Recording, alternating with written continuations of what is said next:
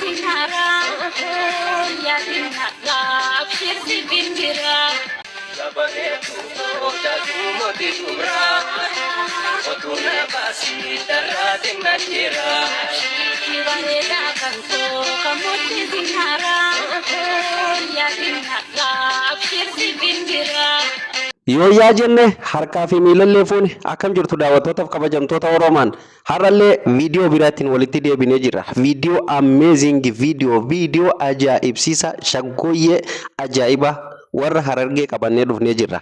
Akkuma mata duree irratti argisiisa shaggooyyee fi akkasumallee kilipii isiniif mul'isee ture sakandii muraasaaf yookaan sakandii 30 viidiyoo kana beeksisaa fi kan isaan muranii gadi dhiisan jechuudha. Bal'ina isaa immoo gadaa istuudiyoo irratti gadi dhiifama jechuudha. Viidiyoon kun kilipii ajaa'iba kwalitii olaanaan hojjetamee nu biraan gaan jechuudha. Har'amee kanarraa waa jenna. Daawwattootaaf kabajamtoota keenya chaanaala Oroomaan namoonni haaraa taata sabiskiraayibii godha. Chaanaalli keenya yeroo adda addaatti waan isin jaallattanii fi waan hawaasni isaa barbaadu hawaasni yuutuubii barbaadu hundumaayyuu qabatee akka isin dhufaa jiru ni beekama jechuudha.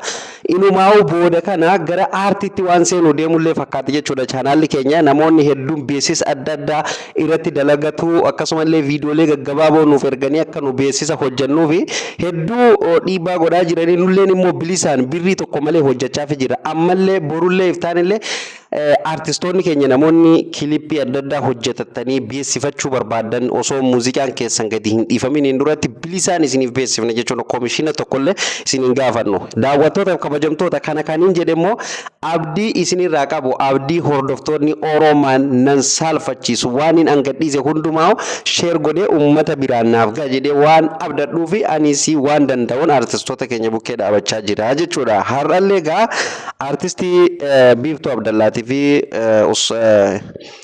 Jamaal Usmaa'il akkuma beekamu gaa yeroo hedduu Jamaal gaa kana durallee miina dhungadhu jechaa ture jechuudha. Sirboota hedduu namoonni akka qoosatti illee fudhatanii akkasumallee jaalala walii hiriyoonni lamaan hiriyyaan dhiiraatii fi hiriyyaan dubaraa jaalala isaanii itti waliif ibsaa turan jechuudha. Sirboota adda addaa sirboota hedduu taphatee ture gaa Jamaali.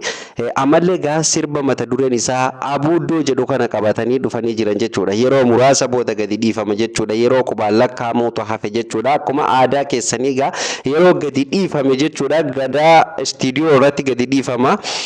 Kanaafuu gadaatota keenya dhaxxanii achirratti daawwatuu ni dandeessan jechuudha. Guutuu viidiyooti.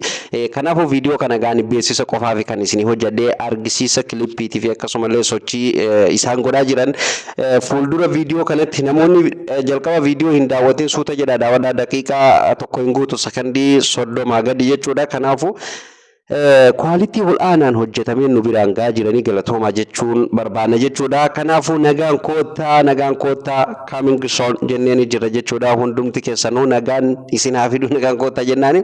Kanaafuu daawwattoota fi kabajamtoota Oroomaan hundumti keessanuu gaa chaanaalli keenya yeroo ammaa kana akka ajaa'ibatti guddataa jira maashaallah. Kanaafuu kun gaammoo dandeettii kiyyaan osoo hin taane gargaarsa isin nuuf gootaniin sheer godhuun akkasumallee viidiyoo laayikii godhuun na jajjabeessanii jabaadhu jechuu keessaniin bakka kana geenya jechuudha. Gara fuulduratti waa guddaa akkanarraa eeddan abdii qaba. Anilleen immoo waa guddoo akka isiniif qopheessee gadi dhufaa jiru abdiin qaba jechuudha. Waa hedduu hojjechaa jira.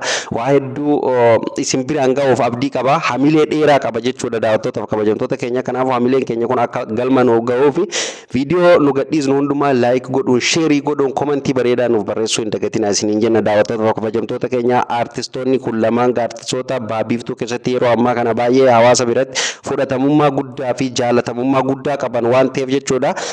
Wallee ajaa'ibaa qabatanii gadi dhufanii jiran jechuudha. Shaggooyyii akka ajaa'ibatti irraan deddeemuuf deemanii hanga isaan dhufanitti gaa abdiin nu eegaa yeroo isaan dhufan isin dhageessifna jechuudha. Daawwattootaaf kabajamtoota ammasitu chaanaala keenya sabiskiraayibii godhuu hin dagatinaa. Viidiyoo isinitti dheeressuu dhiiseetiin jira booda kana yaada keessa fudhadhee viidiyoo nutti hin dheeressin waan jettaniif. Kanaafuu chaanaala keenya Oroomaan sabiskiraayibii godhaa, viidiyoo laayikii godhaa. Viidiyoo biraatiin hamma isiniif deebi'u nagaa ta'a.